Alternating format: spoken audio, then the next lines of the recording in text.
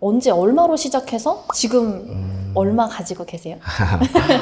제가 5년 전이었어. 2019년에 종잣돈이 한 7천만 원 정도 있었거든요. 이제 40대인데 그때 와이프가 육아휴직이라서 외벌이를 꽤 오래 길게 했던 시간이었어요. 그래서 시작할 때 좀 쉽진 않았는데 그래도 지금 5년 지났을 때 순자산이 한 20억쯤 돼요. 아니 7천에서 20억이요? 네, 맞아요. 저 진짜 열심히 회사에서 일했었거든요. 그래서 어떻게 했냐면 야근도 당연하게 했고 주말에도 나가서 일했어요. 그런데 그렇게 열심히 했는데 제가 원하는 시기에 승진시험에서 떨어졌어요. 기대감도 가지고 있었는데 되게 좌절하고 막 힘들었거든요. 근데 그때 제가 회사에서 정말 진짜 존경하는 상사분이 계셨어요. 정말 존경하는 상사분이 계신데 그냥 하루는 밥이나 먹자고 불러내면서 식사하자고 해서 저녁을 사주시는 거예요. 그런데 그때 이런 얘기를 해줬어요. 제가 이제 가슴속에도 지금 담고 있는 얘기인데 보이라고 할게요. 보이야, 너 진짜 얼마나 해봤냐. 진짜 네가 한번 이 정도까지 가보지도 않고 어떻게 더 해보지도 않고 네가 원하는 걸 다 이룬다고 생각해? 진짜 후회하지 않을 만큼 해봤냐고. 그러니까 제 닉네임이 한가해 보이잖아요. 네. 한가해 보이가 여기서 나왔어요. 뭐냐면 한번 가보지도 않고 해보지도 않고 어떻게 이룰 수 있겠어. 많은 분들이 한가해질 거라고 하는 건데 저는 그 상사분의 말을 가슴에 담아두고 있어요. 그래서 저는 가보지도 않고 해보지도 않았다고 하면 꼭 해봐야 된다고 생각하고 가봐야 된다고 생각하고 노력을 끝까지 해봐야 된다는 생각을 가지고 있거든요. 그래서 이 닉네임을 했던 거예요. 실제로 그 다음에 승진했거든요. 진짜 더 했으니까. 그런데 존경하고 제가 좋아하던 그 상사분이 퇴직을 하시고 오랜만에 이제 당연히 투자에 관심을 가지기 전이었죠. 연락이 오셔서 만났어요. 식사나 하자고. 근데 연락 온 이유를 들어보니까 이제 지방에 내려가신대요. 그때 서울에 있을 때였는데. 그러니까 이런저런 얘기를 듣다 보니까 전세 보증금을 이제 올려줘야 되는데 그게 너무 이제 퇴직을 하셨으니까 부담이 된다는 거예요. 그래서 지방에 내려갈 수밖에 없다. 근데 제가 너무 존경하고 회사에서도 원하는 목표까지 가신 분이고 성공했다고 생각을 했는데 그렇게 열심히 살았는데도 결국은 똑같구나. 내가 아무리 열심히 해도 저분 이상 바뀌지 않겠구나. 이런 좀 약간 현실적인 현타가 왔어요. 그러면서 그때였던 것 같아요. 뭔가 바뀌어야겠다. 바뀌는 계기가 있어야겠다. 그때가 제가 막연하게 투자를 해야겠다는 생각을 좀 가졌던 계기였던 것 같아요. 저도 좀 비슷한 것 같아요. 물론 월급 좀 더 받는다고 해서 제 인생이 그렇게 달라질 것 같진 않더라고요. 그래서 이게 뭔가 집을 사고 싶고 꿈을 꾸는 게 너무 막연한 고민이고 현실적이지 않다. 그런 생각 때문에 공부하는 것도 제대로 안 하는 것 같아요. 제가 한번 물어볼게요. 페퍼님. 페퍼님이 진짜 원하는 인생이 뭐라고 생각해요? 제가 생각하기에는 아직까지 되게 막연한 것 같아요. 제가 이전에 가졌듯이. 그래서 막연하기 때문에 달라지지 않고 달라지려는 생각만 있는 것 같아요. 근데 막연함을 없애는 구체적인 행동을 해야 돼요. 그게 뭐냐면 일단 공부를 해야 된다는 거예요. 그래야지 페퍼님이 지금 모르겠다고 했죠. 모르는 게 뭔지 알게 돼요. 내가 이 정도까지 모르는가를 알게 되거든요. 그럼 어떻게 되면 불확실하잖아요. 그게 어떻게 구체적으로 확실하게 바뀌게 되는 거예요. 페퍼님 그거 알죠? 앞에서도 얘기했죠. 근로소득으로는 충분하지 않다는 거. 네. 진짜 페퍼님 계속 이렇게 안 바뀌잖아요. 냉정하게 그저 그렇게 살게 돼요. 진짜 그렇게 살고 싶진 않은데 그건 알죠. 저도 아는데 근데 막 투자가 계속 겁만 나고 주식이랑 저는 부동산이랑 공부를 안 해서 그런지 모르겠는데 크게 다를 것 같지가 않아요. 왜냐면은 내가 이걸 선택해서 수익이 난다 안 난다에 확신이 안 드니까. 그래서 좀 주저를 하게 되는 것 같아요. 그래, 일단 뭐든지 한 번에 잘 되는 건 어렵잖아요. 그리고 또 구체적인 방법을 모르니까 그렇게 되는 건데 저는 그렇게 생각해요. 주식이든 부동산이든 투자잖아요. 어떤 걸로든 부자가 될 수 있는데 중요한 건 뭐냐면 내가 진짜 제대로 공부하고 진짜 이만큼까지 해봤을까 하는 노력을 기울여야지만 내가 원하는 돈을 벌 수 있거든요. 근데 대부분 나 투자했는데 안 됐어. 이건 뭐냐면 제대로 공부도 안 하고 앞에서 말했죠. 유튜브 보고 책 보고 그러니까 정확한 방법이나 방향을 모른 채로 하니까 그렇게 내가 생각을 하게 되는 거예요. 그런데 시간이 걸리더라도 해야 돼요. 제가 배우는 부동산 투자는 여러 투자 방법 중에 하나잖아요. 근데 여기서는 어떻게 이 가지고 있는 부동산의 자산의 가치를 어떻게 보는지를 알려주고 그 가치를 통해서 이 가격이 적정한지 비싼지 싼지를 알게 되거든요. 물론 엄청난 노력이나 공부가 필요하겠죠. 그런데 그 시간이 지나갔을 때 가치도 알고 가격을 알게 되면 어떻게 될까요? 내가 이거를 확신을 가지게 되는 거예요. 그러면 시간이 걸릴 수도 있고 어떤 사람은 더 걸릴 수도 있고 어떤 사람은 덜 걸릴 수도 있지만 중요한 거는 그 방법을 했을 때 내가 원하는 성과가 나온다는 거예요. 이렇게 제대로 된 방법을 하잖아요. 그러면 하락장이든 상승장이든 다 할 수 있어요. 그래서 제가 확신이 들고 있는 거예요. 뭔가 좀 조급했던 것 같아요.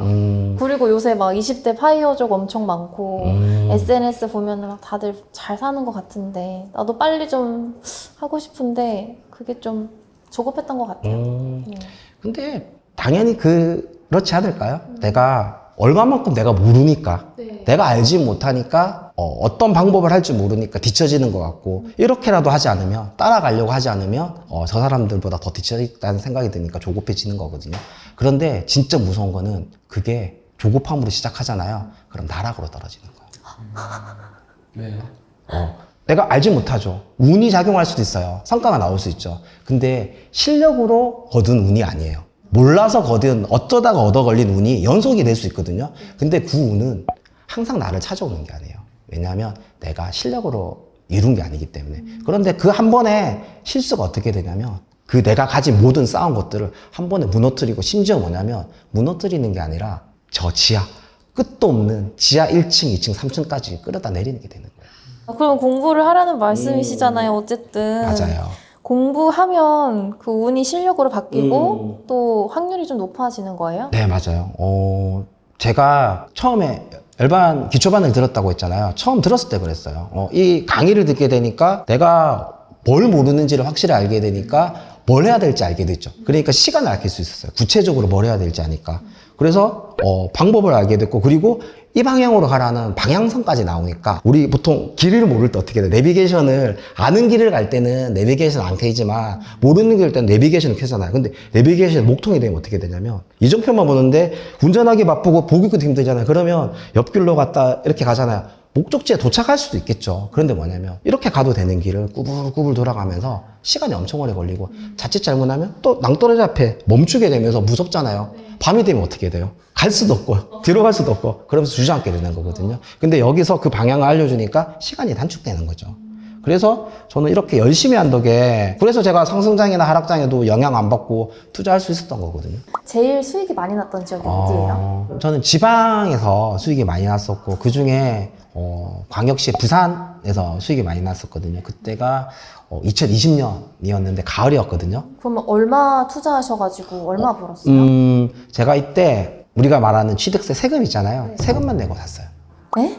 즉 매매가를 전세가하고 똑같이 해서 샀었죠. 어떻게 그게 돼요? 사람이 살기 좋아하는 동네죠. 네. 그러니까 임대수요는 풍부해서 전세가가 높았어요. 그런데 이런 이유 편견 때문에 주변에 다른 그러니까 이 아파트는 사기는 싫고 살고는 싶은 거예요. 그러니까 가격이 낮은 거죠. 그래서 제가 또 거기서 집주인은 또 급하게 팔려고 하는 분들도 있고 그러니까 제가 또 협상을 해서 진짜 싸게 사서 그 가격으로 이제 살 수 있었던 거죠. 지금 시세 차익이 얼마 났어요? 시세 차익은 가격이 좀 떨어졌음에도 불구하고 2억 이상의 시세 차익이 나 있어요, 지금. 2억이요? 예, 즉 세금까지 포함해서 3천만 원으로 3, 4천으로 이제 2억을 벌 수 있었던 거죠. 제가 왜 부산이라는 지역을 갔었냐면 부산보다 적은 중소도시도 부산보다 가격이 비쌌고 진짜요? 같은 광역시 뭐 대전이나 울산보다도 부산이 가격이 비슷하거나 좀 쌌거든요. 여기 비싸지 않다는 생각을 가졌어요. 그래서 왜 그렇지? 직접 가봐야겠다고 내려갔어요. 딱 내렸는데 그날이 태풍이 부는 날이었거든요. 기억이 나요. 내려서 우산을 딱 펼쳤는데 우산이 완전히 뒤로 날아가면서 배가 부러지면서 비를 맞고 가자. 그래서 저는 그 비를 맞으면서 남들이 보지 않는 가치를 지닌 곳을 이제 걸었거든요. 막 하루 종일 비를 맞고 임장했거든요. 그런데 비를 맞고 임장하니까 어떻게 속도가 늦어지잖아요. 발에 또 양말이 젖으니까 물집도 잡히고 또 부산이 극단적인 언덕 엄청 심하잖아요. 뭐 예를 들면 관악구라든지 뭐 이런 데처럼 엄청 성북구처럼 언덕인데 그런 지역들을 계속 돌아다녔었는데 꾸역꾸역 봤어요. 그리고 핫도그 하나만 막 그때 걸었었거든요. 막 시간이 아까워서.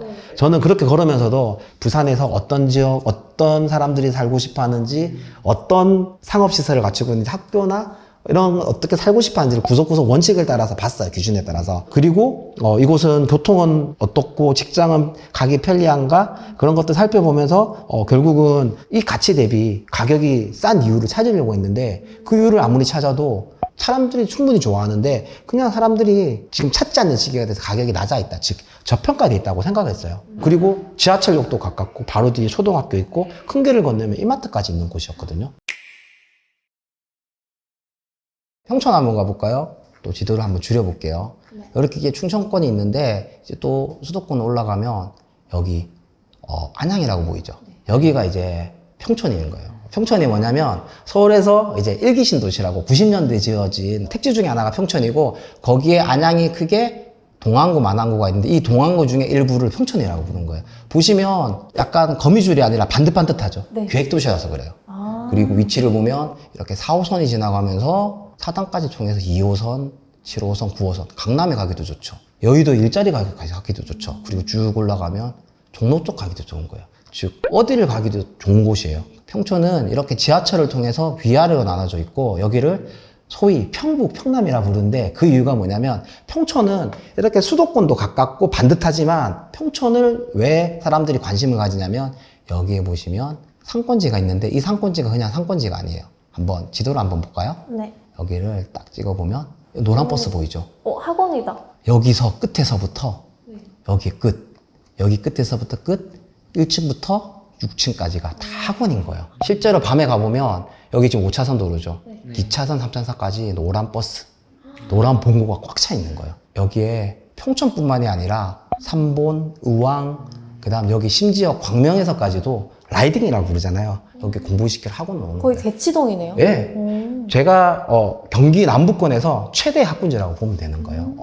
우리가 생각하는 지하철이 접근이 좋은데 여기는 지하철 접근이 좋지만 거기에서 더 가치를 느끼는 게 바로 아이들 키우는 학군지거든요. 실제로 여기 보면 귀인중, 평촌중, 번개중 이런 이름이 있죠. 이 귀인중 같은 경우에는 공부를 전국에서 10대 중학교라고 봐도 있을 때 엄청 공부를 잘하는 거예요. 당연히 여기가 엄청 비싸겠죠. 여기 2000년대 아파트인데 90년대 아파트인데도 가격이 비싸요. 그래서 이 평촌은 일반적으로 수도권에서 역에 가까운 게 비싼 게 아니라 이 중학교를 갈 수 있고 학원가를 쉽게 갈 수 있는 데가 비싼 거예요. 그렇다고 평북이 안 좋은 게 아니라 평북도 나쁘지 않은 중학교를 가지고 있는 거예요. 여기 보면 부흥중, 불임중 이런 데들이 또 좋은 학교거든요. 그리고 여기는 또 역도 가깝잖아요.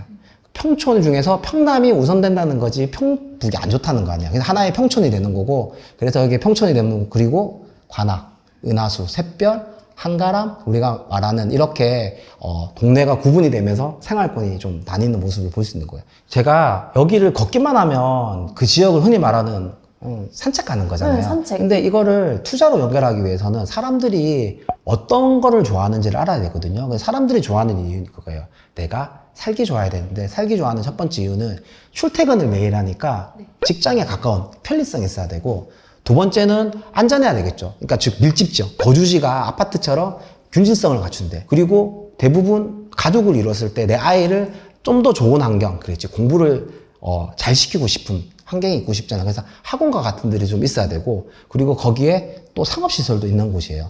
그런 것들을 봐야 되거든요. 근데 그것들을 직접 보기 위해서는 다 걸어봐야 되는 거예요. 거리뷰로 보면 안 돼요? 거리뷰를 한번 볼까요? 큰 도로로 가면 이런 모습이잖아요. 여기에 사람이 많은지 밤에 어떤 모습이 있는지 낮에 어떤 모습인지 몰라요. 제가 출퇴근 편리하다고 했잖아요. 그러면 출근 시간에 여기 사람들이 붐비는 건지 그리고 실제로 교통이 편리한 건지도 가봐야 되고요. 저녁에 퇴근을 했을 때 사람이 살기 좋다는 거는 밤늦게라도 산책도 다니고 쾌적하잖아요. 그런 모습도 봐야 돼요. 아이들이 많고 적고를 지도부를 보고 알 수 없잖아요. 그리고 학원가가 많다고 하는데 학원에 실제로 건물만 많지만 이게 진짜 북적북적 거린지도 알 수 없거든요. 그리고 이 사람들이 여기 거주하는 사람들이 진짜 어떤 걸 좋아하는지는 현장에서 생생하게 보고 듣고 얘기해봐야지 알 수 있는 거예요. 그래서 제가 직접 가보고 지도를 보는 것도 중요한데 지도를 보고 나서 그 이상으로 현장에 가는 거예요. 그래서 저는 어떻게 하냐면 먼저 걷는 걸로만 끝내는 게 아니라 지도를 통해서 사람들이 좋아하는 상업시설의 규모가 어떻게 되는지 여기가 사람들이 살기 좋은 동네인지를 먼저 살펴봐요. 그리고 이 지하철이 진짜 직장에 가기 편리한 곳인지 그래서 일단 첫 번째 지하철에 가까운지를 먼저 잘 살펴봐야 돼요. 그리고 두 번째는 이렇게 사람들이 아이를 키우기 좋은 학교가 가까운지 이런 부분 살펴보고요. 그리고 이 학교를 뒷받침할 수 있는 작은 학원가라도 있는지를 보는 거예요. 여기가 투자에 사람들이 좋아하는 사람들이 많이 좋아할수록 어떻게 될까요? 사고 싶어지겠죠. 사고 싶어지면 어떻게 될까요? 비싸져요. 비싸지죠. 그러면 우리가 투자했을 때 가치가 있는 거예요. 그리고 또 있어요. 우리가 투자를 할 때 내 집 마련도 하는 분도 있지만 투자를 했을 때는 전세나 월세를 해서 레버리지 투자를 하잖아요. 그러면 임대수요가 있어야 되는데 살기 싫은 데는 어떨까 할까? 안 나가요. 그럼 전세가 점점 떨어지고 네. 심지어 돈을 돌려줘야 되겠죠. 근데 사람이 살고 싶으면 어떻게 되냐면 여기 실제로 방학 시즌 되잖아요. 전세가 없어서 난리예요. 그럼 어떻게 될까요? 비싸져요. 계속 전세가 올라가면 매매도 올라가겠죠. 그게 결국 가격으로 올라가는 거예요. 그럼 몇 시에 가면 좋아요? 저는 제가 확인이 안 되는 지역이면 일단 아침에 새벽에부터 나가서 새벽에 도착을 하거든요. 그런데 이렇게 사람이 출퇴근하는 곳을 그 시간에 못 지나갔다면 저는 다시 한번 와서 그 출근 시간에 가보고 퇴근 시간에도 봐요. 그리고 이 아파트가 진짜 사람이 살고 싶은 아파트일까? 밤에도 사람들이 좀 북적북적거리고 산책도 가고 좀 규칙성이 있어야 되잖아요. 그러면 밤에도 가봤어요. 그래서 내가 한번 봤다고 내가 아는 게 전부가 아니라 내가 알 때까지 확인을 해야 된다. 모르면 물어봐야 된다. 그렇게 하면서 지역을 만들어 나갔어요. 그러면 한 지역을 몇 번을 좀 가야겠네요. 보통 우리가 임장을 할 때 크게 이렇게 불러요. 분위기를 크게 돌아봐라. 어떤 지역인지. 두 번째는 이 아파트가 어떤지 단지를 구석구석 봐라. 그럼 크게 두 번이 되겠죠. 네. 그렇게 보고 나면 어떻게 되냐면 이 아파트가 어떤 아파트인지 앞에 이 아파트가 어떤 구조를 가지고 있는지 어떤 사람을 사는지를 봐야 되잖아요. 그거를 부동산에 방문해서 실제적으로 매물로 나와 있는 물건들을 살펴보거든요. 그러면 내가 지역에 따라서 한 번 가볼 수도 있고 두 번 가볼 수도 있는데 최소한 이렇게 크게 둘러보는 거, 아파트를 보는 거, 그다음 매물을 보는 거에서 4번 정도는 갔을 때 한 지역을 온전히 알 수 있고 지역이 크면 어떻게 될까요? 엄청 많이 가야 될것 8번 더 가야 되고 10번 더 가야 돼요. 그리고 저는 한 지역을 어느 정도 갔냐면 27일을 가본 적도 있어요. 휴가를 다 쓰고 그리고 그때 하나의 투자를 하기 위해서 한 달 동안 우리가 부동산에 가서 매물을 본다고 하잖아요. 제가 280개를 넘는 매물도 본 적이 있어요. 한 달 동안. 한 달에 280개면은 몇 개야 이거? 그렇죠.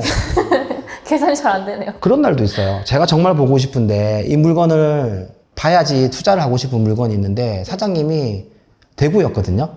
구미에 결혼식을 하셔야 된대요. 어떡해. 근데 이 사장님도 거래를 시키고 싶잖아요. 아침 8시에 그 집에 가서 물건도 봤었어요. 그럼 그런 것들을 배워서 직접 그렇게 하신 건가요? 그렇죠. 제가 어떻게 걷는지 지역은 아는데 제가 갔을 때 아까 말씀드렸죠. 여기서 어떤 게 중요한 건지 뭘 봐야 되는지는 모르잖아요. 그래서 제가 열반기초 강의를 통해서 부동산의 가치를 알아야 된다 했잖아요. 가치를 아는 방법이 뭐냐면 현장에 직접 가서 어떤 사람이 사는 건지 어떤 상가나 지하철이나 교통을 가지고 있는지 이 아파트가 얼마만큼 균질성을 가지고 있는지 학교는 얼마만큼 잘 갖춰져 있는지 보는 방법을 알려줘요. 그래서 시간을 아낄 수 있었던 거죠. 그래서 그 방법을 통해서 그리고 어느 정도 시간까지 들여서 구체적으로 해야 되는지까지 알려주는 거예요. 그러면 그게 쌓이잖아요. 그러면 자연스럽게 다른 지역에 가도 똑같이 되는 거고 속도도 빨라지는 거예요. 근데 솔직히 저 유튜브 보고 책 보는 것도 너무 버거워요. 네. 막 오전에 사람들한테 끼워가지고 막 보는데 머리에 들어오지도 않고 언제 해요? 퇴근하고 몸도 피곤하고 시간도 없잖아요. 네. 그리고 주말에는 그러니까 평일 동안 일했을 때 피곤하니까 좀 쉬어도 줘야 되고 친구도 만나야 되고. 근데 저는 어떻게 했냐면 강의만 들었을 때는 이게 공부가 안 되니까 이 강의를 제대로 이해하고 그다음 복습을 해야 되잖아요. 그래서 평일 저녁에 퇴근을 하면 그렇게 할 수 있는 환경을 어떻게 하면 될까? 그래서 스터디 카페를 끊었어요. 전기권을 끊어서 퇴근하면 스터디 카페 가서 제가 억지로 할 수밖에 없는 환경을 만들었죠. 그래서 책도 읽고 강의도 정리하고 그리고 또 제가 살펴본 지역을 정리하거나 아파트를 살피면서 그렇게 평일에 할 수밖에 없는 환경을 만들었고요. 그리고 이제 서서히 그 주변 지역을 익혀다 보니까 이제는 서울이나 수도권도 공부해야겠다는 생각이 들었어요. 그래서 내가 너무 모르겠다. 그래서 어떻게 했냐면 SRT 정액권 있잖아요. 정기권을 끊었어요. 그래서 퇴근하고 2시간을 멀리 있는 거기 기차역까지 가서 도착을 하니까 한 8시 좀 넘었거든요. 그래서 또 지하철역 이동을 해야 되잖아요. 그래서 2시간이나 1시간 정도 그 지역을 보고 또 미친 듯이 달려와서 집에 들어오고 그렇게 제가 석 달을 했어요. 그 정도까지 하니까 이제 조금씩 이렇게 공부하면 되겠다. 이런 노력을 하면 되겠다는 생각을 가졌고 이렇게 제가 뭐 할 수밖에 없는 환경을 만들었어요. 공부를 하기 위해서. 예. 결론적으로 그때 이렇게 걸린 시간이 한 3년 정도 넘게 걸렸었거든요. 그런데 저는 10년을 아꼈다고 생각해요. 진짜 일어나기 싫을 때 있잖아요. 겨울에. 그럼 저는 어떻게 했냐면 현관에 담요를 하나 깔아두고 잤어요. 옷 입고 양말 신고 일어날 수밖에 없게 하고 그래서 새벽에 나갔고 그런데 그게 계속 반복되니까 제가 너무 힘들잖아요. 근데 서서히 어떻게 되냐면 저 혼자 힘든 게 생각나는 거예요. 저 혼자 힘든 게 생각나고 가족이 같이 고생하는 게 생각이 안 나고 당연하게 생각하면서 집에 와서 그냥 자기 바쁘고 얘기도 안 하고 점점 그렇게 됐거든요. 하루 좀 그런 날이 있었어요. 집에 딱 갔는데 새벽에 도착했는데 거실에 불이 켜져 있는 거예요. 보통 자고 있으니까. 근데 뭐지 하고 갔는데 거실에서 와이프가 소파에서 와이프랑 둘째가 그냥 웅크리면서 쪼그리 앉아서 이렇게 얇은 담요 하나 덮고 자고 있는 거예요. 그러니까 그 다음날 얘기를 들었는데 아빠 오늘 꼭 기다려서 얼굴 보고 잘 거라고 둘째가 떼쓰면서 울다가 달래면서 이렇게 잠든 거였거든요. 근데 그때 본 게 뭐냐면 약간 울컥했어요. 아, 나만 힘든 게 아닌데 우리 모두 고생하고 있는데 그러면서 더 악물고 했거든요. 그래서 제가 3년 만에 이렇게 전국에 30만이 넘는 수십 개가 넘는 지역을 직접 걸으면서 다 익혔고 그리고 투자하면서 성과를 냈던 것 같아요. 예, 그래서 1년, 2년, 3년 지나니까 그때는 힘들었는데 행복해지고 있고 그래서 뭐 원하는 목표에 갔었거든요. 원래 종잣돈이 7천만 원이면 투자를 많이 못 하잖아요. 그래서 전세도 빼서 월세로 옮기고 그마저도 또 모자라니까 더 작은 평수에 월세로 옮겨서 또 빼내고 그 돈으로 투자를 했던 거거든요. 근데 지금은 어떻게 되냐면 다시 큰 평수로 옮겼어요. 원하는 목표에 가니까 원하는 걸 해줄 수 있거든요. 그 월세로 갔다가 지금 다시 여전히 월세인데 이제 와이프가 원하는 곳에 원하는 평수로 이제 옮기게 되는 와, 거죠. 울평이에요? 예, 그래도 또 우리가 국민평양이라고 부르는 데가 있잖아요. 아이들 방 다 주고, 예, 그런 곳으로 옮겼습니다. 포기하고 싶었던 적은 없으세요? 아, 있었죠. 제가 아까 즐겁다고는 했는데 안 힘든 게 아니잖아요. 그 과정에서 너무 힘든 게 많았는데 어떤 지역에 가서 이 지역을 이제 익히고 아파트도 봐야겠다고 해서 밤에 이제 퇴근하고 이제 가서 거기를 아파트 안을 걷고 있는데 냄새가 나요. 음식 냄새. 김치찌개 냄새가 나는 거예요. 제가 김치찌개 정말 좋아하거든요.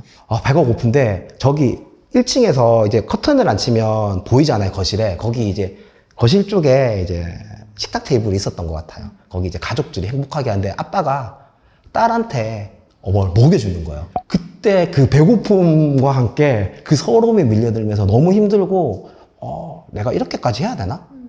그냥 주저앉고 싶었거든요. 그래서 진짜 솔직히 주저앉았어요. 거기서 좀 앉아서 있었는데 저 모습을 우리 아내하고 나와 계속 나이가 들어서도 행복하게 저 모습을 가져가고 싶기 때문에 이렇게 하는 거다. 그래서 지금 이렇게 하는 어려움이나 힘듦이 나중에는 그 웃음으로 바뀔 거라는 생각을 가져서 그냥 버텨나가면서 또 잠시 주저앉았는데 그리고 또 뭐 옆에 아파트도 갔었어요. 바로. 제가 그래도 관심은 있으니까 뉴스를 많이 보거든요. 이제 하락장 멈췄다가 또 다시 오른다 막 이런 얘기가 있어서 일단은 좀 돈 다시 모으고 하락장을 한번 기다려볼까 라는 생각이 들었거든요. 페퍼님 일단 그냥 시작해. 무서워요. 근데 맞아요. 그러니까 열심히 돈 모으는 거 진짜 중요하거든요.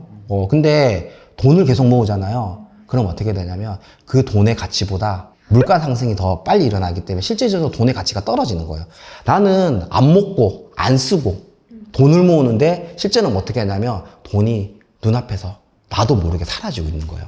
그래서 제가 앞에서 얘기했죠. 뒤처진다고. 네. 그러니까 준비 없이 덤벼드는 거 진짜 위험하거든요. 근데 그저 기다리는 거 더 위험한 거예요. 내가 잘하고 있는지 잘못하고 있는지조차 모르는 거니까. 그래서 하락장 기다렸다 집 살 수 있을 것 같죠. 네. 근데 어떻게 되는 것 같아요? 저는 그래요. 그때 되면 또 그래요. 하락장이니까 내가 너무 무서워. 이거 아파트 사면 망하는 거 아니야? 이런 마음이 들고 그리고 또 뭐냐면 더 떨어지겠지?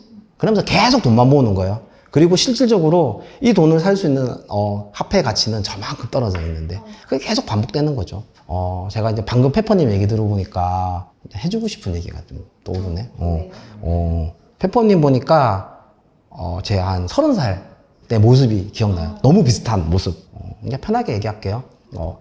저 진짜 어릴 때 힘들게 자랐거든요. 가난하게. 그러니까 어느 정도였냐면 학교 앞에 떡볶이 있잖아요. 친구들 떡볶이 먹을 때 전 떡볶이 하나만 딱 먹고 뒤에서 돈이 없으니까 못 먹고 그리고 또 친구들 여행 간다 어디 놀러 간다고 자랑하잖아요. 근데 거기 가고 싶잖아. 근데 그걸 못 가서 그것도 못 가는 걸 아니까 혼자 그 어린 마음에 끙끙 앓면서 울고 마음을 추스렸거든요.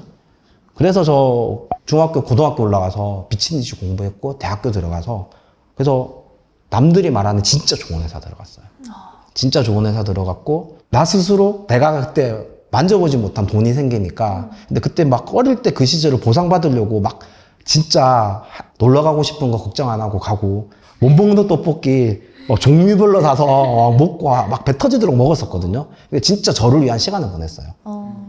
그러다가 진짜 너무 좋은 사람, 지금 와이프죠. 소중한 사람 만나서 누구보다도 또 소중한 아이도 낳고 그때도 안 바뀌었어요. 뭐냐면 제가 어릴 때 너무 힘들게 살았으니까 내 아이한테는 해주고 싶은 거 다 해주려고 했었거든요. 그러니까 다 해줬어요. 보내주는데 다 보내주고. 그런데 그때 몰랐던 것 같아요. 그때 이렇게 돈을 소비하고 그리고 와이프가 뒤에 그럼 이제라도 돈을 모으자고 해서 돈을 모았는데 그게 결국은 아이들을 그냥 나의 어린 시절하고 똑같이 만들겠다는 생각을 못 했던 것 같아요.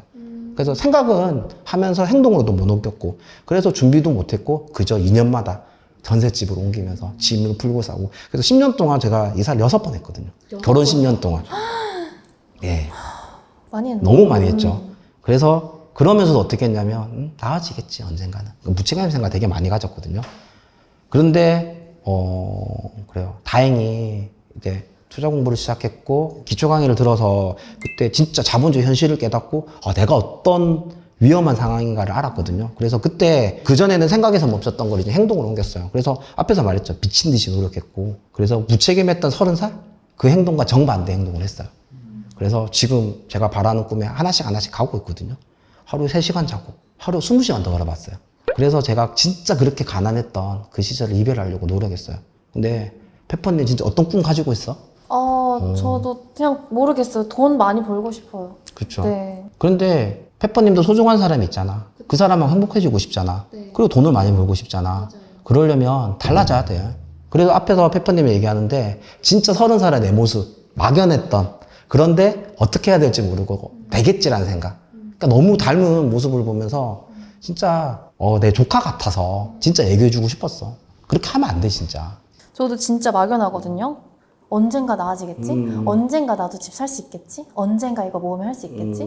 그리고 나는 아직 젊으니까 괜찮아. 약간 되게 편안하게 생각을 했던 것 같은데 들어보니까 좀 바뀌어야겠다는 생각도 들었어요. 그쵸. 예, 그래요. 페퍼님 이대로 안 바뀌는 거 알잖아요. 네. 그래서 저는 페퍼님 뿐만이 아니라 저처럼 늦게 시작하는 40대, 50대 분들도 좀 방금 제가 드렸던 얘기를 좀 가슴 깊이 새겨서 이게 진짜 현실이거든요. 현실과 이상은 다르니까 이 현실을 진짜 나의 꿈으로 바꿀 수 있도록 지금 당장 행동을 옮겼으면 좋겠어요. 50대에 투자해도 되냐? 그러면 제가 되물어보고 싶어요. 언제까지 사실 것 같으세요? 80대? 90대? 그렇다라고 하면 내 인생이 아직 30년, 40년 넘은 거잖아요. 뭔가를 내가 시작하기에는 늦지 않았다. 아무리 메타버스의 시대네, 챗 GPT의 시대네라고 얘기하지만 부동산은 필요하거든요.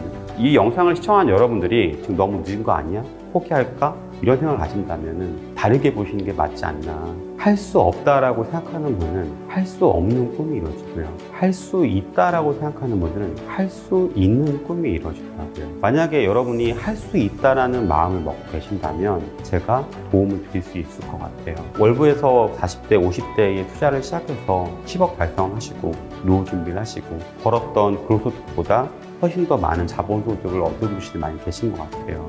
남은 시간 동안 반드시 역전해서 좋은 결과를 낼 거야 라고 생각하시고 월급만으로는 답이 보이지 않는다 라고 하면은 제 강의를 추천드리고 싶습니다. 보이님, 제가 부동산 뉴스 최근에 봤는데 서울 매물이 엄청나게 역대급으로 늘었는데 거래량도 역대급으로 떨어졌다. 그거 봤어요. 근데 그러면은 그게 사람들이 집을 살 생각이 없다는 거잖아요. 그쵸. 그럼 집을 안 사면은 집값도 이제 떨어지는 건데 그럼 지금 집 살 시기가 아니지 않나? 그런 생각이 들었어요. 그냥 그런 걱정 드는 건 당연하죠. 근데 저 올해 투자했거든요. 올해 하셨어요? 예, 올해 했어요. 근데 사실 제가 올 초에 몸이 좀 많이 안 좋았어요. 마음도 되게 힘들었는데 근데 그 순간에 더 마음을 강하게 잡았거든요. 그래서 남들이 안 된다고 할 때 계속 살펴보고 안 될 거야 라는 지역까지 보면서 진짜 저평가된 걸 찾았고요. 그리고 이렇게까지 살 수 있을까 하는 가격을 샀어요. 얼마에 사셨는데요? 저는 평균 우리가 말하는 시세가 있잖아요. 시세보다 5천만 원 싸게 샀어요. 정말 싸게 샀죠. 그러니까 즉 사는 순간 저는 잃지 않고 어떻게 미쳤다. 보면 돈을 벌었어요. 보통 구매할 때 막 1,000만 원 깎느니 예. 많이 700만 원 예. 깎느니 하는데 5천을 깎았다고요? 왜냐하면 남들이 안 보니까. 저 혼자밖에 그 시장이 없는 거예요. 그러니까 그런데 제가 왜 이렇게 확신을 가지고 있을까요? 저만의 가지고 있는 흔들리지 않는 투자 원칙이 있었거든요. 그래서 그 원칙 내에서 믿음이 생기니까 다들 힘들 거라는 시장에도 저는 과감하게 찾아봤고, 그리고 제가 배운 기준에서 저평가된 거, 즉 아까 말씀드렸죠. 가치가 있는데 그 가치보다 싼 가격을 찾은 거예요. 그러면 저는 투자를 하는 거죠. 그리고 시간이 걸리겠지만 결국은 가격은 그 가치를 따라서 가는 거라니까. 그래서 투자했어요. 제가 앞에서 열반 기초반 4번 들었댔잖아요. 열반 기초반에서 계속 강조하는 기준인 거예요. 원칙인 거예요. 그 원칙이 저평가인 거예요? 저평가를 찾아라? 여기서 그쵸, 저평가가 포함됐고 몇 가지 원칙이 있는데 너무 많이 얘기하면 어려울 수 있으니까 한 2가지 정도만 말씀을 드릴게요. 제가 제일 먼저 살펴보는 게 앞에서도 말씀드렸죠. 저평가, 싸게 산다고. 그러니까 저평가라는 건 뭐냐면 간단하게 얘기하면 이 자산, 이 가지고 있는 가치가 있어요. 고유의 얼마가 돼야 된다는. 그런데 그 가치보다 현재 사람들이 거래하고 있는 가격이 싸다는 거예요. 그러니까 저평가가 돼 있는 거죠. 그러려면 어떻게 해야 되냐면 자산의 가치를 먼저 제대로 알고 있어야 되거든요. 그래서 제가 밤늦게까지 스터디 카페에서 공부를 했던 게 그런 이유였거든요. 근데 그게 쌓이니까 정확하게 부동산의 가치를 알 수 있게 됐어요. 그러니까 가치를 알게 되니까 어떨까요? 가치 대비 가격이 싼지 비싼지를 정확하게 알잖아요. 그래서 저평가를 알았고, 그리고 그 저평가된 것을 남들보다 더 싸게 살려는 노력을 했어요. 그래서 제가 그걸 샀던 거고, 그래서 저희 첫 번째 원칙이 저평가예요. 저평가가 되지 않으면 사지 않는다. 그리고 두 번째는 결국은 저평가되고 가치 대비 가격이 낮잖아요. 그런데 어떻게 해야 되냐면 그 가치를 찾아갈 때까지 가격이 시간이 걸리잖아요. 기다릴 수 있어야 돼요. 기다리지 못하면 아무리 가치 대비 가격이 낮다 하더라도 내가 원하는 수익을 가져올 수 없는 거잖아요. 근데 대부분의 분들이 그 시간을 못 기다리고 그냥 팔아버려요. 그 이유가 뭘까요? 이 물건에 대한 가치에 대한 확신이 없기 때문인 거예요. 그래서 저는 확신을 먼저 가졌고 그 뒤에 제가 가진 확신을 믿고 기다리는 시간을 가졌어요. 그래서 저는 저평가된 물건을 찾고 투자했다면 가치의 가격이 찾아갈 때까지 믿고 기다릴 수 있어야 된다 생각하거든요. 그게 저의 두 번째 원칙이에요. 기다림. 그러니까 살 가격이랑 팔 가격을 미리 생각을 해놓는다라는 맞아요. 말인가요? 맞아요. 약간 그거 같아요. 저는 이제 부동산이랑 예를 들 순 없지만 저 마트 자주 가거든요. 마트 가면 이제 시금치가 뭐 이날에는 4,000원이고 이날은 2,000원이고 이렇게 보면서 대충 물가를 알잖아요. 그래서 아 이때는 좀 비싸네 하면 저 안 사고 이거 좀 싼데? 약간 저평가됐는데? 그러면 사고 그러거든요. 페퍼님 잘하겠는데? 그런 의미인 거죠? 맞죠, 맞아요. 그러니까 내가 정확하게 평소에 얼마만큼의 가격인지 알면 그게 가치가 나오잖아요. 그런데 가치는 상대적이긴 한데 왜 상대적이냐면 물건은 하나인데 살 사람이 많으면 가격이 올라가잖아요. 근데 가치는 그대로인데 그럼 내가 비싼 돈을 주더라도 울며 겨자 먹기로 사야 되는 거고 살 사람이 적으면 가격이 떨어져 있잖아요. 그러면 필요한 사람만 사는 거예요. 근데 내가 제대로 가격을 알고 있다고 하면 비쌀 때 꼭 안 사도 돼 하는 마음이 있으면 조급하지만 않으면 쌀 때 또 살 수 있잖아요. 그래서 가치를 제대로 아는 게 진짜 중요한 거예요. 그러니까 많이 봐야겠네요. 그렇죠. 그러면은 저평가를 많이 봐야 되고 막 살 가격, 팔 가격 알아야 된다. 그게 투자 원칙이다라고 하셨는데 솔직히 시장 상황이나 아니면 개인적인 상황에 따라서도 좀 달라질 것 같은데 저한테도 적용이 되는 거예요? 이거 진짜 진리예요. 다만 그건 페퍼님이 판단해야 되는 부분인데 이 말은 뭐냐면 페퍼님이 제대로 이해하지 못하고 확신이 없으면 이게 진리가 아닌 거예요. 왜냐면 흔들리니까. 내가 제대로 공부하고 스스로 확신을 가질 만큼 알게 됐을 때 이 원칙이 진리라고 되는 거예요. 제가 어떻게 보면 확신을 가졌잖아요. 그러면 이 확신을 가진 지역을 한번 노트북을 한번 보고 지역을 보면 또 좋겠죠. 여기 서울이죠. 서울에 이렇게 그러니까 강을 해서 우리가 보통 강남은 있지만 강이남, 강남, 강북으로 크게 부르거든요. 여기에 보면 이렇게 크게 강남이라고 우리가 사람들이 일을 많이 하는 지역. 여의도, 여기 이제 종로, 중구 쪽에 있는 이게 일자리가 커요. 여기에 접근이 좋아야 되잖아요.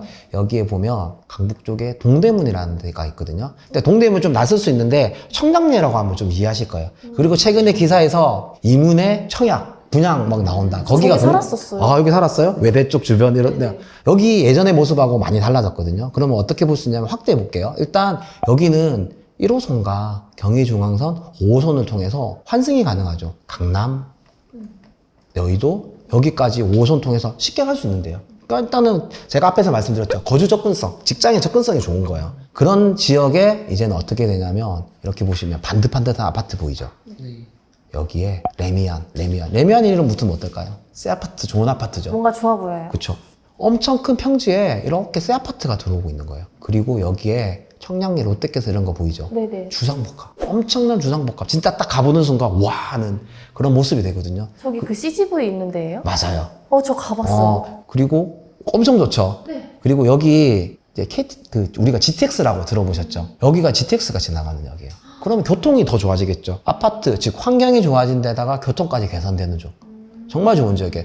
이런 지역이 새 아파트들이 들어오면서 그리고 상대적으로 이렇게 좋은 위치임에도 불구하고 청량리 이런 데 낡았잖아요. 정론동 이런 데도 개발되기 전에는 낙후된 지역이었거든요. 이런 편견이나 인식이 강하니까 되게 싸게 저평가돼 있었어요. 그게 작년 말 올 초까지 그런 모습이었거든요. 지금도 비싸다는 건 아닌데 정말 쌌던 시기가 있었어요. 이런 모습을 갖췄는데 그러면 제가 과거 얘기를 하잖아요. 그러면 페퍼님이 궁금한 거는 지금 어디냐잖아요. 지금. 그러면 아까 얘기했던 평촌이죠.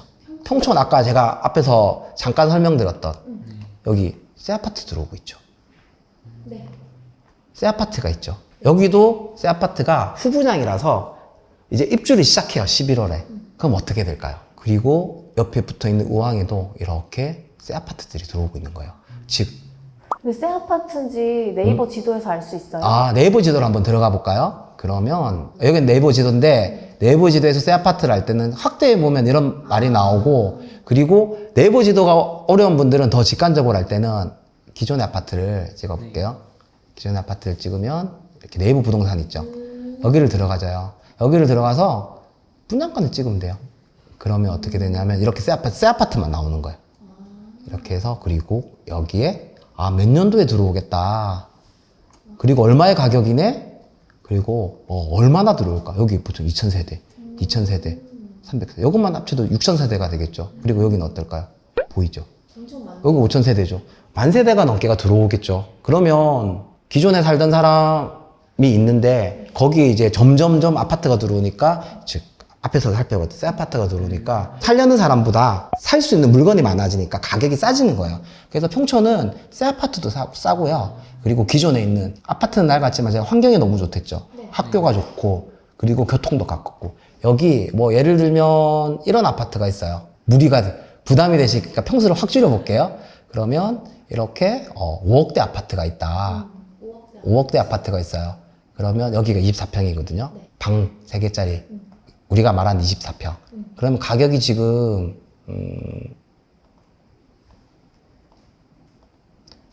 이렇게 6억 정도 보이죠. 6억대 중반. 근데 과거에 얼마? 8억이 넘어갔던 아파트예요. 너무 싸다는 거죠. 물론 이 가격도 부담이 되는 분이 있겠지만 이만큼 전국적으로 저평가되어 있는 지역이라는 거예요. 근데 한 가지 궁금한 게, 저 가격을 설명해 주셨을 때 8억에서 6억으로 그럼 지금 떨어진 상태잖아요. 네. 8억 때는 그냥 그때 부동산 거품이 낄 때고 지금은 그냥 그 제 자리를 찾아가고 있는 게 아닐까? 그러면 우리 새 아파트도 한번 볼까요? 여기 평촌 바로 밑에 여기 보시면 제가 좀 줄여볼게요. 세대수를 좀 확실하게 해서 좀 아파트가 줄어들었죠. 여기 보면 학원가에 멀지 않은 곳에 어바인퍼스트 2021년 2년밖에 안 되는 새 아파트예요. 여기에 가격을 한번 볼게요. 24평. 24평이라고 하면 여기서 8호, 여기 24평이 되는 거거든요. 여기를 매매 가격을 찍어보면 어떻게 될까요? 6억대까지 나와요. 물론 저층이지만 기준층은 이제 7억이 나오는 거죠. 7억 1000 이렇게 되거든요. 7억대다, 새 아파트가. 여기 강남에 1시간에 갈 수 있는 지역이죠. 정말 좋은 지역이에요. 또 수도권에 이 지역을 다른 의도로 표현하는 건 아닌데 상대적으로 서울의 일자리에 접근이 조금 불편한 지역이 있죠. 안산이라는 지역을 한번 가볼게요. 물론 여기에 큰 직장을 가지고 있지만 위치적으로 사람들이 수요가 좀 제한적이겠죠. 여기에 보면 이렇게 초지라고 사람들이 좋아하는 지역이 있는데 여기 똑같이 보시면 이런 아파트들인데 여기 2019년에 지은 아파트죠. 이런 아파트들인데 여기가 가격이 6억대, 6억 3천. 가격이 얼마 차이가 안 나는 거예요. 비슷한데요? 예. 여기 강남에 40분, 50분이면 갈 수 있는 지역에 학군지가 어떻게 있어요? 전국에 10손가락에 들어가는 학교가 있고 사람의 아이를 키우기 정말 좋은 동네가 이제 7억 정도로 살 수 있는 아파트가 있는데 거기보다 좀 더 불편한 지역이 6억대 중후반의 가격을 보이고 있는 거예요. 그러면 이제 거기가 싼 거네요, 평촌이. 그렇죠. 같은 지역과 비교해 봤을 때 우리가 얘기하는 비슷한 입지와 비교해 봤을 때 또는 그 입지보다 상대적으로 덜 좋은 입지와 비교했는데 그 가격과 비슷하거나 좀 더 싸면 그게 상대적으로 저평가, 즉 싸다는 거예요. 그리고 앞에서 우리가 과거의 실거래가를 기준으로 봤잖아요. 그러면 어떻게 되냐면 그 시간이 지나가면 결국은 가격은 우상향을 하면서 가격을 찾아가거든요. 과거의 가격 대비 20% 30% 가격이 낮아졌다는 거는 또 절대적으로 또 가격이 싸져 있다는 거예요. 그래서 평촌 같은 경우에는 이런 두 가지 모습 때문에 지금 좀 싼 모습이다 이렇게 생각할 수 있을 것 같아요. 우리가 방금 평촌을 살펴봤죠. 네. 평촌 좀 비쌌죠. 근데 평촌과 비슷한 모습을 보이면서 좀 편리성을 누릴 수 있는 데가 어딜까? 살짝 내려가 볼게요. 4호선을 타고 내려와요. 그럼 어디가 보일까요? 3번? 그쵸. 군포에 또 다른 3번 신도시가 있어요. 규모는 적지만 신도시거든요. 네. 여기에 가격대를 한번 볼게요. 갑자기 훅 떨어졌다. 가격대가 다르죠. 네. 여기 3억 4천도 있네요. 한번 눌러볼게요. 70. 방이 2개예요. 화장실도 있고. 70으로 했죠? 가격이 얼마일까요? 얼마일까? 3억? 자, 3억대 초반 나오죠. 14층인데 3억 2,500도 있네요. 부동산에 2군데 냈어요. 급할 수도 있겠죠. 더 깎일 수도 있겠네요. 그런데 전세는 어떨까요? 낮은 곳도 있죠. 그런데 최근에 거래를 한번 볼게요. 2억이 다 넘어갔죠. 여기 보시면 전세 가격이 계속 들락날락 거리지만 실제로 전세 개수가 줄어들고 있어서 전세가가 올라갈 수 있거든요. 그리고 내가 원하는 가격으로 깎을 수도 있기 때문에 이렇게 3억대의 물건으로도 내가 내 집을 마련할 수 있는 거예요. 그러면 3억 되면 전세 주고 해서 1억 정도요? 그럼 안 될 것 같죠? 여기만 있을까? 여기는 이렇게 전세가가 올라가기를 기다리면서 기회를 볼 수 있는 지역이겠죠. 그리고 또 다른 지역이 있어요. 부천은 여기 보시면 7호선과 1호선이 지나가면서 서쪽에 있는 이런 일자리 접근 7호선 통해서 강남에도 갈 수 있는 지역이에요. 여기 보면 1호선을 보면 이런 마을이 있어요. 여기 지하철이 있죠. 그리고 학교가 이렇게 있죠. 그리고 반듯한 부분. 그리고 여기 보시면 현대백화점, 롯데백화점. 여기 롯데백화점 있거든요. 백화점이 2개, 그 다음 마트도, 대형마트도 있고, 그리고 학교 키우기 좋은 학원가까지 갖추고 있는 지역이에요. 그리고 송내역에 이런 데는 또 급행열차가 쓰면서 수도권 쪽에 갖기도 편하겠죠, 서울 쪽에. 이런 지역들은, 즉, 우리가 부동산의 가격을 볼 때는 땅과 건물의 가격을 보는데 땅의 가격이 너무 좋은데요. 이런 지역의 아파트가 3억대고, 그리고 여기는 어떨까요? 심지어 방이 3개네요. 여기 가격이 한번 볼게요. 매매를 한번 볼까요? 2억? 뭐 3억 초반도 있고 2억대도 나오죠. 전세는 어떨까요? 아까 우리 저기는 3번은 2억이었죠. 여기도 2억인데 2억 그 다음에 어떨까요? 2억이 없어지면 2억 6천이 돼 있죠. 실제로 전세는 어떻게 될까요? 최근에 2억 5천, 2억 5천, 2억 4천. 이거는 좀 급한 분이겠죠. 근데 다 2억 5천, 2억 6천 나온 거예요. 3억 2천에 2억 6천. 방금 말씀해 주신 곳이 앞으로 지역 돈이 좀 오른다는 거예요? 그렇죠. 앞에서 설명을 드렸죠. 상대적으로 비교할 수 있고 절대적으로 비교할 수 있다고. 일단은 절대적으로 봤을 때 여기가 가격이 어디까지 갔을까요? 4억이 다 훌쩍 넘어갔던 5억까지도 갔었네요. 평균적으로 4억대. 그런데 가격이 1억 이상 낮아져 있는 거예요. 즉 여러 가지 시장 상황이나 사람들의 어떤 심리 그런 부분 때문에 사지 않는 모습이잖아요. 사람들이 사지 않으니까 가치 대비 가격이 낮아져 있는 거거든요. 그런데 시간이 지나면 어떻게 될까요? 결국은 가치를 찾아가잖아요. 그러면 이전의 모습처럼 충분히 가격이 올라가는 거고 내가 적은 돈, 수도권에서도 충분히 적은 돈으로 투자할 수 있는 기회가 있다는 거예요. 지금 제가 부천이나 3번을 말씀드렸겠지만 시간이 지나면 좀 더 좋은 지역도 이렇게 전세가가 올라가고 매매가가 계속 비슷한 모습을 보이면 어떻게 될까요? 적은 돈으로 할 수 있는 곳들이 점점 늘어나게 된다는 거죠. 그러면 이렇게 투자를 하고 수익까지 내려면 어느 정도 시간이 걸리는 거예요? 저는 그렇게 말씀드리겠어요. 언제가 될지는 아무도 모른다. 예, 그거를 예측하는 거는 잘못됐다고 보고요. 중요한 거는 그 가치에 따라서 가격이 분명히 올라간다는 거거든요. 그리고 지금 서울은 수도권은 점점점 시간이 지나면서 어떻게 되냐면 입주 물량이 점점점 새 아파트가 들어오는 게 줄어들고 있어요. 거대한 그 시장에 새 아파트가 줄어들면 어떻게 될까요? 살기 좋은 낡은 아파트 쪽도 사람들이 계속 이제 몰려들기 시작한다는 거거든요. 전세 가격이 올라가겠죠? 전세 가격이 많이 올라가면 어떻게 될까요? 매매 가격이 올라가겠죠. 그게 반복되는 거예요. 그럼 지금 해야겠네요. 지금 하면 안 되고 지금 그 준비를 해야 되는 거죠. 그러려면 내가 조급하게 하는 게 아니라 공부를 해야 되는 거예요. 저도 좀 생기고 싶은데 이제 어떻게 해야 돼요? 바로 그냥 다른 지역 가서 하기도 모르겠고 매일 할 수 있는 게 있을까요? 페퍼님이 너무 많은 걸 하라고 하면 힘들 것 같으니까 못해. 어려운 게 아닌 간단한 거 한 3가지 정도만 네. 한번 해볼게요. 우선 하루에 1시간만 일단 해보세요. 뭐냐면 페퍼님이 사는 집 근처나 회사 근처, 이게 강남 쪽이 될 수도 있을 거고, 왜냐면 집 근처가 좋겠죠? 네. 집 근처에 하루에 1시간 정도 퇴근을 하고 가면서 아니면 주말에 그쪽에 큰 길을 한번 걸어보세요. 여기에 어떤 사람들이 살기 좋아하는 편의시설들이 갖춰져 있지? 그 편의시설에 사람들은 자주 이용할 수 있는 위치가 될까? 두 번째, 그러니까 즉 임장을 하는 거죠. 그리고 아파트로 들어가면, 밀집된 아파트로 들어가서 여기에 사람들이 좋아하는 아파트 안에 들어가 보면서 여기 왜 이 동네를 좋아할까? 좋아할 만한 이유를 찾는 거예요. 근데 진짜 잘 안 보이거든요. 그런데 이렇게 하라는 이유는 뭐냐면 현장에 나가서 걸어보는 습관을 키우라는 거예요. 지역을 익히는 거죠. 그렇게 하루에 1시간씩 해보는 거고요. 그리고 두 번째는 내가 이 아파트가 비싼지 싼지 모르고 감이 없잖아요. 그러면 하루에 시간을 뭐 평일날 월요일은 집 동네, 집 앞을 걸어보고 화요일도 걸어보고 수요일에는 그 내가 가본 아파트의 가격을 이제 보면서 가격을 익혀 나가는 거예요. 그렇게. 그럼 하루에 1시간씩 계속 할 수 있죠. 네.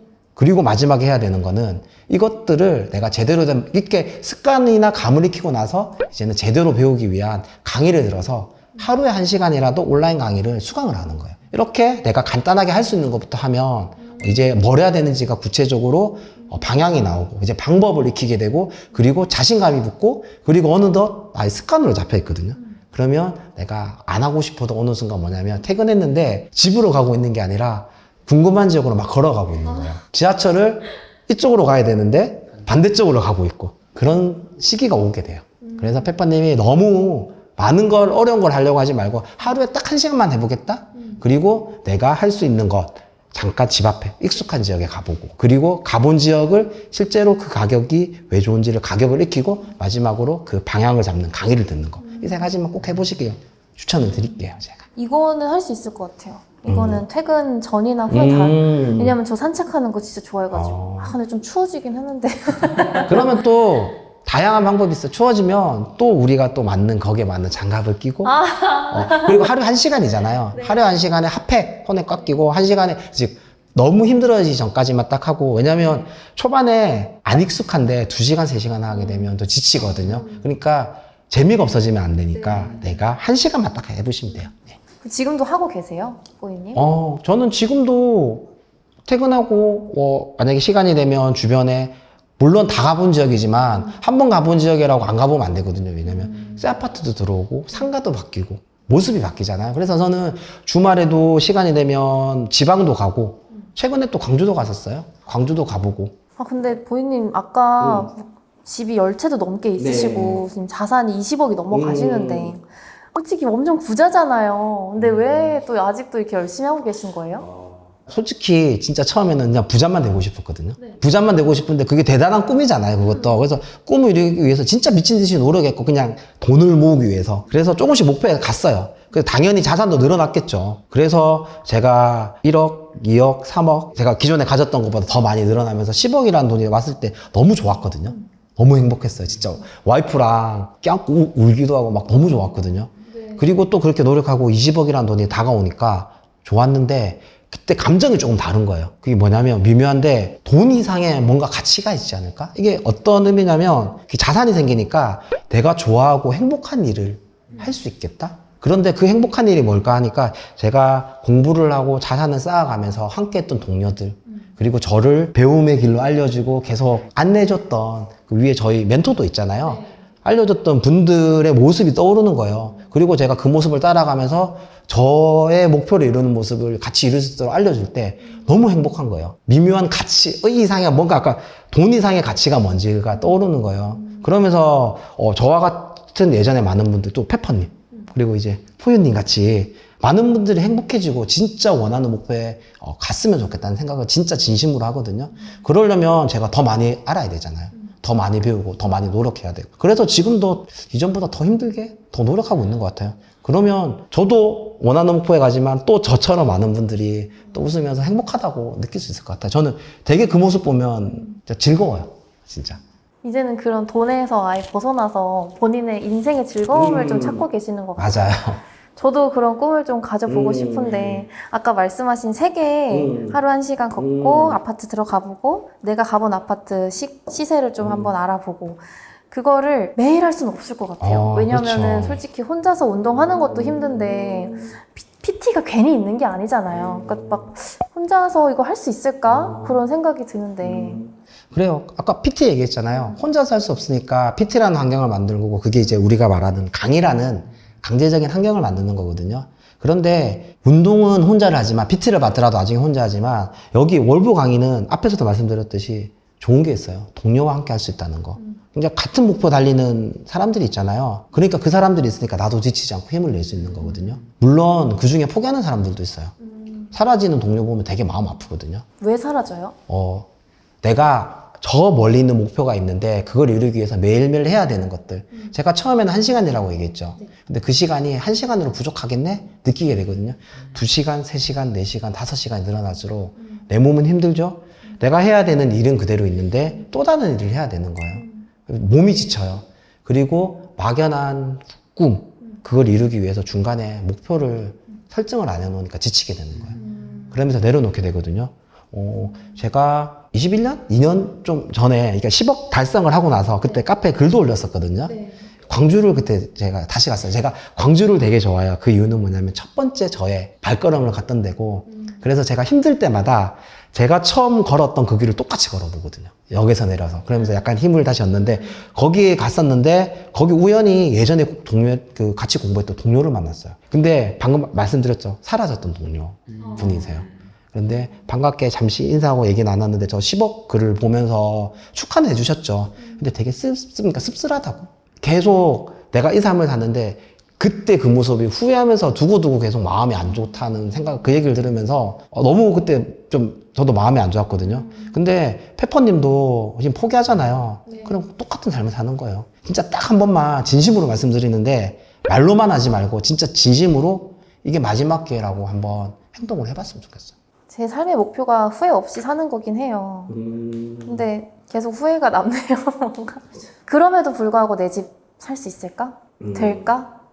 그 원칙이 될까? 계속 그런 불확실성이. 그러면 하나만 물어볼게요. 그러면 페퍼님은 행복이 뭐라고 생각해요? 소소한 행복이요. 네, 페퍼님이 생각하는 소소한 행복. 저는 사랑하는 사람이랑 우리 집에서 따뜻하게 저녁 시간 보내는 거? 여기서 페퍼님이 사랑하는 사람, 우리 집에서 있잖아요. 우리 집이 소소한 것에 해당할까? 페퍼님이 정의하는 소소한이 생각보다 많은 노력과 많은 돈이 들이면서 필요한 부분이에요. 페퍼님 지금 상황을 객관적으로 봐야 돼. 페퍼님 처한 현실이 방금 소소한 행복이란 부분과 얼마나 이상과 괴리가 있는지를 봐야 돼요. 아마 막연할 거예요. 다시 또 막연해졌을 것 같아. 근데 저 진짜 막막했거든요. 근데 진짜 막막했는데 지금 막막함이 확실한 걸로 바뀌었잖아요. 그래서 제가 페퍼님 보고 해보라고 하는 거예요. 맞아. 우리 집이 없어요. 소소한 행복을 누리고 싶은데 우리 집이 없어요. 그러면 또 막 다시 계속 원점으로 돌아가요. 솔직히 부동산 들어가는 거 여전히 무섭고 네이버 부동산 보이님 없으면 저 혼자 하기 힘들 것 같아요. 현장에 가는 것도 무섭고 가서 난 산책만 하고 올 것 같아요. 의지가 여기까지 올라와 있는데 그럴 때는 이제 어떤 얘기를 제가 마음에 새기면 좋을까요? 맞아요. 저도 너무 방금 공감을 하는 게 광주에 그때 갔을 때 처음 부동산 예약하고 그 부동산 사장님한테는 제가 정말 죄송한데 나중에 제가 한번 사과드렸었거든요. 다시 뭐냐면 예약을 하고 무섭잖아요. 부동산 맞은편에 있는 버스 정류장 벤치에 앉아갖고 못 들어가고 1시간을 그렇게 쳐다보고 있었거든요. 그만큼 저도 무서웠어요. 지금하고 다른 모습인데. 그런데 주저하면 안 바뀌잖아요. 그리고 내 집 마련하고 싶은데 어느 지역을 얼마의 돈을 어떻게 해야 되는지 모르잖아요. 그러면 안 바뀌는 거거든요. 근데 그 갭을 저는 그냥 열반기초만 강의 들으면서 줄일 수 있다고 믿어요. 제가 그렇게 했으니까요. 그리고 제가 계속 반복하면서 그걸 확신을 가졌으니까요. 근데 저는 이 강의를 통해서 이렇게 느꼈어요. 제가 모르는 게 뭔지 모르는 거를 알게 됐고, 그래서 어두운 약간 미지의 영역 있잖아요. 거기에 걸어가면서 깜깜한 길에 작은 전구를 하나씩 달면서 앞으로 갔어요. 그러면 어떻게 되냐면 처음에는 한 개불이라서 되게 여전히 안 밝거든요. 전구가 2개, 3개, 4개가 생기잖아요. 점점 제 주변이 밝아지면서 그리고 두려움이 사라져요. 그리고 전구를 다는 속도가 점점 빨라져요. 그리고 전구를 다니까 어떻게 될까요? 내가 이 방향으로 가는 방향 길이 보이잖아요. 제대로 가고 있네? 그러면서 안심이 되는 거예요. 그러면 속도를 더 냈던 거거든요. 그런 강의였어요. 제가 앞에서 계속 말씀드리는 원칙들이 있었죠. 투자 원칙들. 솔직히 이 열반 기초반 강의 안 들었으면 몰랐을 거예요. 그러면 제가 계속 막연하게 부자가 되고 싶은 마음에서 어떻게 했을까 생각해 보니까 저 계속 투기하고 있었을 것 같거든요. 투기. 그 투기가 성공할 수도 있지만 망할 수도 있잖아요. 그런 상황이 됐을 수도 있어요. 그래서 페퍼님 뭐든 시작할 때 제대로 해야 돼요. 그러니까 첫 전구 다는 게 진짜 어려운데 그거를 진짜 제대로 해야 된다. 그러니까 첫 단추 잘못 꽂으면은 완전히 엇나가잖아요.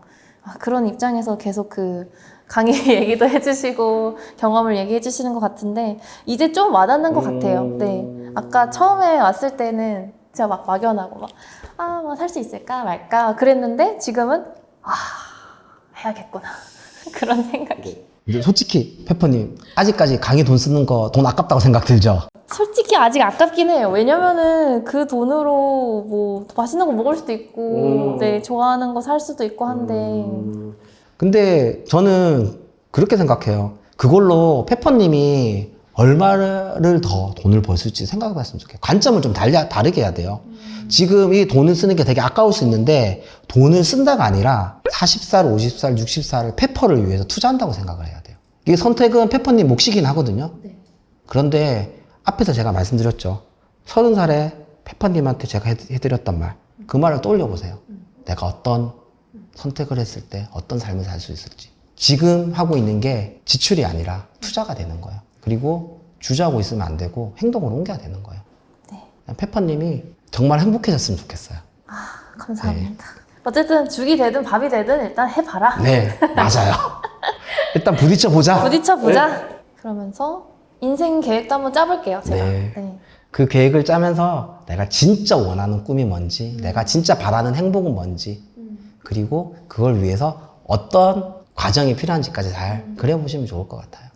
그러면 알겠습니다. 진짜 막연한 게 아니라 진짜 꿈이 현실이 된다고 상상이 아니라 현실이 되는 거를 느끼게 되실 거예요. 제가 가슴이 약간 웅장해졌어요.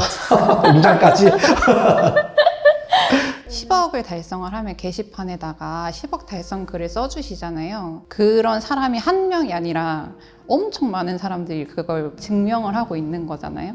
그걸 보면 더 성과를 낼 수도 있겠는데? 라는 믿음이 생겼던 것 같고, 친구들이 결혼을 하기 시작을 했어요. 자가로 샀던 그 집들이 뭐 2억씩 3억씩 오르는데 전 아무것도 한 게 없는 거예요. 부동산이든 뭐든 해야겠다라고 생각해서 계속해서 강의를 수강을 하고, 다른 강의에서는 투자의 기준을 얘기해 준다는 생각은 안 들었거든요. 그 사람의 예측이 틀리는 상황이 오면 나는 돈을 다 잃어버릴 수밖에 없는 상황인 거잖아요. 하지만 이제 열기반 수업을 들었을 때는 미래를 예측하기보다는 행동 플랜들을 엄청 자세하게 설명을 해주셔서 그냥 두루뭉술하게 얘기를 해주시는 게 아니라 진짜 막 수치를 다 계산을 해주시면서 스스로가 투자해서 돈을 벌 수 있다는 자신감도 생길 수 있고 저의 기준까지 같이 올려준다는 생각이 들어요. 이 강의는 뭘 사라고 찍어주는 강의는 아니다. 내가 왜 투자를 해야 하는지 그 이유를 설명을 해주고 방법을 알려주는 강의이기 때문에 내 인생이 바뀔 수도 있는 기회를 놓칠 수도 있는 거니까 한번 들어보면 좋겠다라고 얘기를 할 거예요.